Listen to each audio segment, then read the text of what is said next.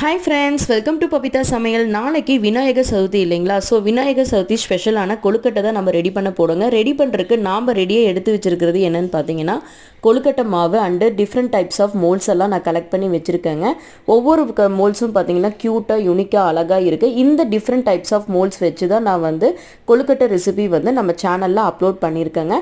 அந்த வீடியோ முழுமையாக பார்த்துட்டு எப்படி இருக்குது அப்படிங்கிறது கமெண்ட்டில் கண்டிப்பாக ஷேர் பண்ணுங்கள்.